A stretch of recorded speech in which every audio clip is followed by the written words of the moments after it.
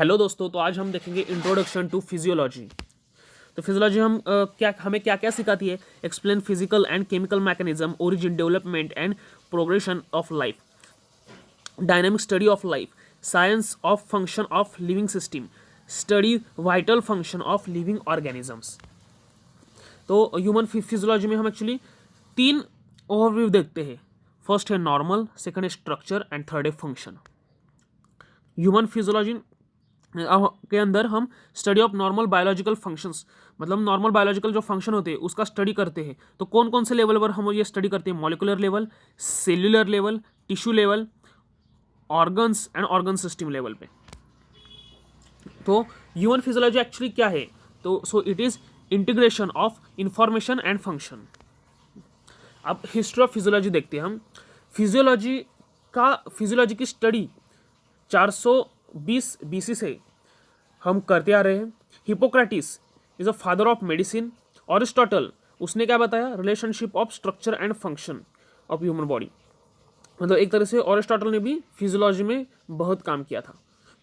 अब ये एक साइंटिस्ट है, क्लाउडे बर्नार्ड, 1878 में। इसने क्या बताया?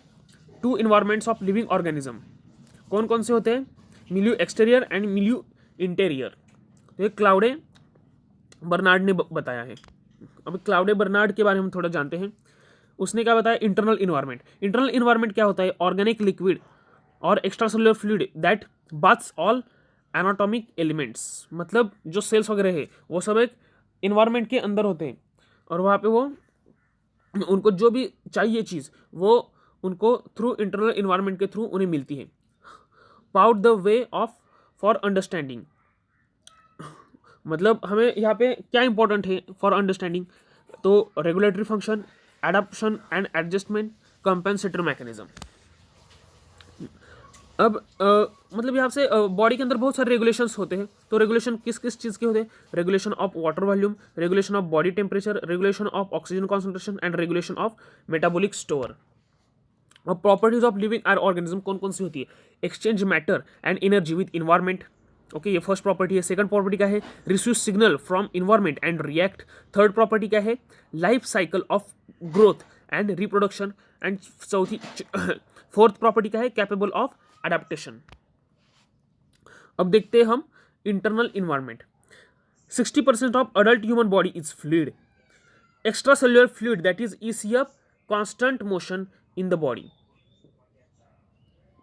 मतलब जो ईसीएफ होता है वो कंटिन्यूसली मोशन में रहता है under body.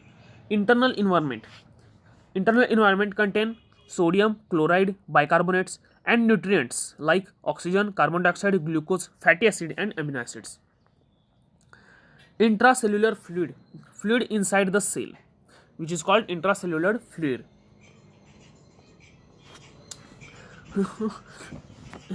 Contain large amount of potassium, magnesium, phosphate ion. Required special transport mechanism to maintain ion concentration. Now अगला है homeostasis, control of vital parameter, maintaining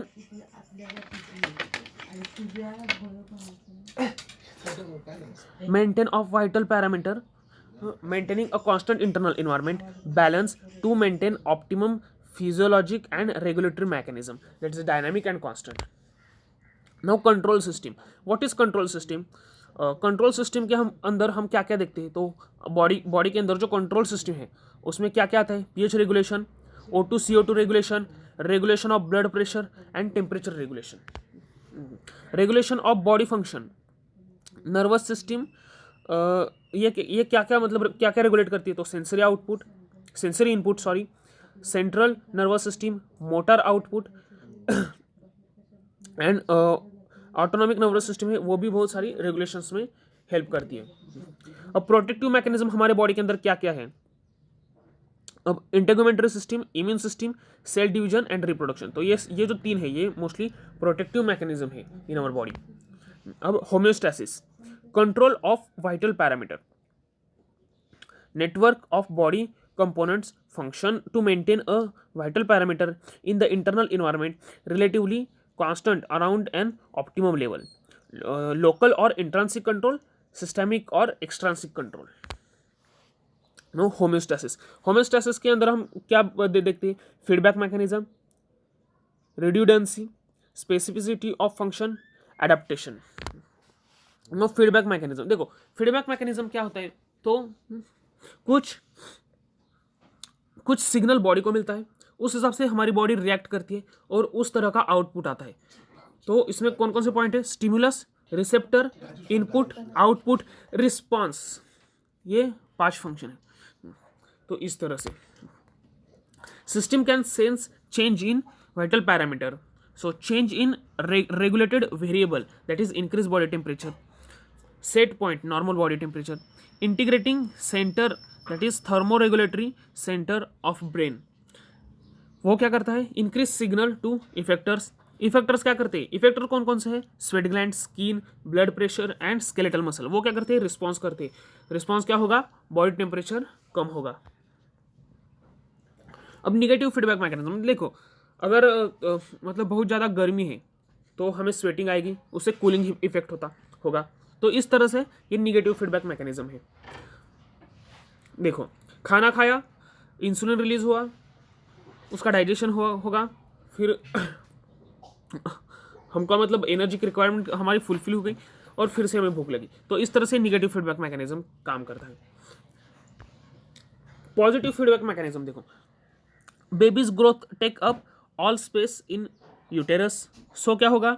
stretch receptor activate in uterus, so brain signal for releases of oxytocin, उससे क्या होगा? Oxytocin cause uterine muscle to contract और उससे contraction get stronger until baby is deliver. तो ये एक positive feedback mechanism है। जैसे बच्चा माँ का मतलब ब्रेस्ट फीड करता है, मिल्क पीता है, तब भी एक तरह का पॉजिटिव फीडबैक मैकेनिज्म है। अब इससे मतलब होम्योस्टेसिस के ऊपर डिसीज कौन कौन से? तो डिस्ट्रप्शन ऑफ होम्योस्टेसिस, इसमें क्या होता है? In the presence of injury, change in environment factor और disease, compensatory mechanism can occur, hence maintain vital function. In a disease we learn pathophysiology. Pathophysiology के अंदर हम क्या देखते हैं? Alteration in normal physiologic mechanism that leads to disease. अब redundancy मतलब क्या? मतलब जितना नेसेसरी है उससे ज़्यादा। तो वो क्या होता है? Use of several organ system for regulation, each cell play an important role in maintaining homeostasis. इसका एग्जांपल क्या है? Blood pressure regulation. Now specificity, specific function और role for overall integration of function, each cell play a specialised role in the overall function of body. Now adaptation, adaptive control, that is delay negative feedback, it is ability to alter its response। ये एक chart दिया है negative feedback mechanism का, जो है temperature regulation. इसको आप ठीक से देख सकते हैं।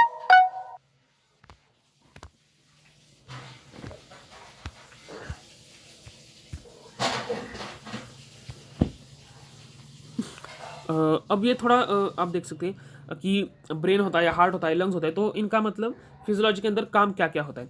तो फर्स्ट ऑफ ऑल हम ब्रेन से स्टार्ट करेंगे। ब्रेन क्या है?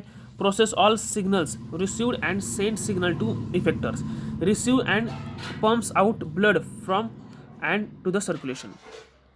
अब ये जो लंग्स है इसका, सॉरी स्टमक है, इसका क्या है? Digestion takes place micromolecule to micromolecule for absorption. अब जो लंग्स है इसका क्या है? Gas exchange between atmosphere and lungs.